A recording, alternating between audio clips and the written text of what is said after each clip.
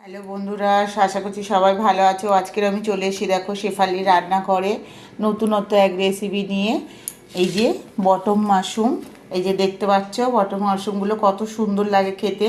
তো আমি এইখানে নিয়ে নিয়েছি, এইখানে হচ্ছে 500 গ্রামের মতো বটম মাশরুমের একটা করে প্যাকেট করা থাকে। আমি দুটো প্যাকেট নিয়ে নিয়েছি, তার থেকে একটা প্যাকেট আমি এই যে এখানে বটম মাশরুমের একটা প্যাকেট আমি এখানে নিয়ে খানিকটা কেটে নিয়েছি। এই যে দেখতেই পাচ্ছ এরকম ছোট ছোট করে কেটে নিয়েছি, আর একটা আমি কেটে এক্ষুনি দেখাবো। এই বটম মাশরুমগুলো কিন্তু ভীষণ সুন্দর লাগে খেতে। যারা নিরামিষ খেতে ভালোবাসো তাদের তো এটা একদম কোনো কথাই হবে না। এটা 1 চামচ হলে কিন্তু 1 থালা ভাত খাওয়া হয়ে যাবে। এটা এত সুন্দর হয় এই বটম মাশরুমটা। এটা কিন্তু পুরো মাংসর মতন হয়, আর মাংসর মতন করেই রান্না করতে হবে। তো এখানটায় আমি এই যে ভেতরের এটা ফেলে দিতে হবে। এই যে দেখতেই পাচ্ছ একটা কালো মতন আছে, এটাকে এই বটম মাশরুমের ভেতর থেকে বের করে ফেলে দেব। এই হয়ে গেল। এবার এটাকে আমি এরকম ছুরির সাহায্যে এরকম করে কেটে নেব।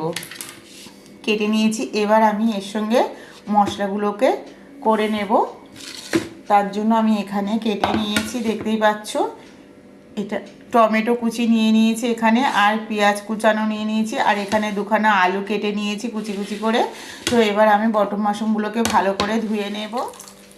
জলটাকে একটু নিংড়ে ভালো করে ধুয়ে নেব, জলটাকে চিবড়ে নেব যাতে এতে জলটা না থাকে। তো বন্ধুরা দেখো, আমি একটা সসপ্যান বসিয়ে দিয়েছি, আর সসপ্যানটা কিন্তু আমার গরম হয়ে গেছে। এবার আমি এখানে দিয়ে দেব তেল। এখানে আমি দিয়ে দিয়েছি সরষের তেল।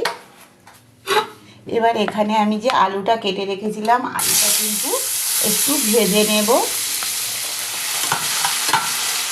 তো বন্ধুরা দেখতেই পাচ্ছ আমার আলুটা দেখুন ভাজা হয়ে গেছে।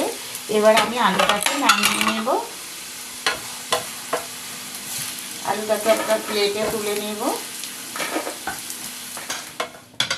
এই তেলের ওপর দিয়ে দিচ্ছি একটু দারচিনি আর এলাচ লবঙ্গ, আর তার সঙ্গে দিয়ে দেব এখানে 5-6খানা রসুন, যে আমি ছোটো ছোটো করে কুচিয়ে রেখেছিলাম। দেখতে পাচ্ছ 6-7 কোয়া রসুনটাও দিয়ে দেবো। আঁচটাকে কমিয়ে একটু ভালো করে ভেজে নিতে হবে। যখন দেখবেন একটা সুন্দর গন্ধ আসছে মশলার এই রসুন থেকে, তখন কিন্তু এরপরে আস্তে আস্তে করে বাকি মশলাগুলো আমি অ্যাড করে নেবো। এটা আমার ভাজা হয়ে গেছে। এবার আমি এখানে দিয়ে দেব পেঁয়াজ।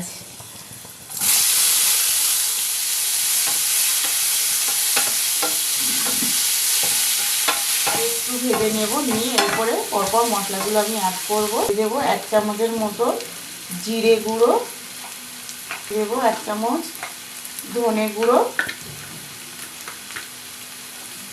ও 1 চামচ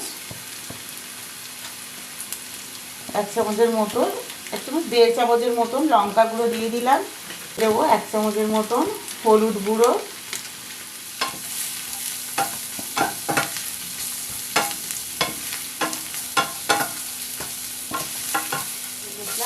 এর সঙ্গে এবার টমেটো অ্যাড করবো, আর তার সঙ্গে দিয়ে দিয়েছি 4-5টা কাঁচা লঙ্কা।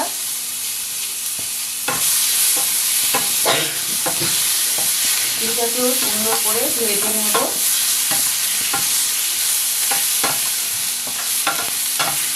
ঠিক আছে, আমার মশলাটা কিন্তু কষানো হয়ে গেছে। এবার আমি এখানে যে বটম মাশরুমগুলো কেটে রেখেছিলাম এর ভেতর এবার অ্যাড করব।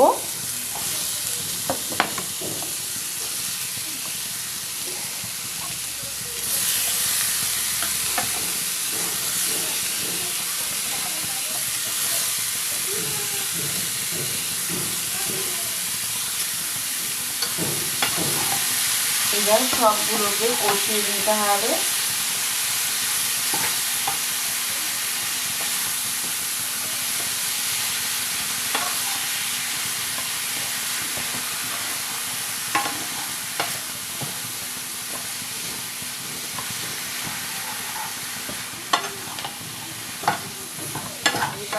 আমার এইটা এই যে কষানো হয়ে এসছে, কত সুন্দর কালার লাগছে দেখতেই পাচ্ছ। আর এটা দেখতে যেমন সুন্দর লাগছে, খেতেও কিন্তু ততটাই টেস্টফুল হবে। তো বন্ধুরা এখানে আমি যে আলুগুলো ভেজে রেখেছিলাম, এই যে আলুগুলো, এবার আলুগুলো এর সঙ্গে অ্যাড করব।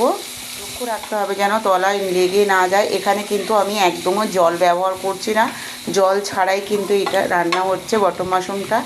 তো এইভাবে রান্না করলে কিন্তু এটা ভীষণ টেস্টফুল হয় আর খেতেও ভীষণ সুন্দর লাগে। দেখতেই পাচ্ছ এই যে আমার বটম মাশরুমটা কিন্তু আর একটুখানি ফুটলেই কিন্তু হয়ে যাবে। তো দেখতেই পাচ্ছেন কত সুন্দর কালার এসছে। তো বন্ধুরা দেখতেই পাচ্ছ আমি কিন্তু বটম মাশরুমটা নামিয়ে নিয়ে এসেছি আর কতটা সুন্দর হয়েছে দেখতে। এটা খেতেও কিন্তু ভীষণ টেস্টফুল হয়েছে। তো বাড়িতে অবশ্যই একবার বানিয়ে দেখবেন, আশা করছি সবারই ভালো লাগবে। তো বন্ধুরা রেসিপিটা যদি ভালো লাগে শেফালির রান্নাঘরটাকে অবশ্যই সাবস্ক্রাইব করে নেবেন আর বন্ধুদের মধ্যে শেয়ার করবেন আর কমেন্টে অবশ্যই জানাবেন কেমন হয়েছে। আর বন্ধুরা সবাই আমার পাশে থাকবেন আর আমার চ্যানেলটিকে অবশ্যই সাবস্ক্রাইব করে নেবেন, ফেসবুক থেকে দেখলে ফলো করে নেবেন। আর সবাই ভালো থেকো আর রেসিপিটা ভালো লাগলে কমেন্টে জানিও।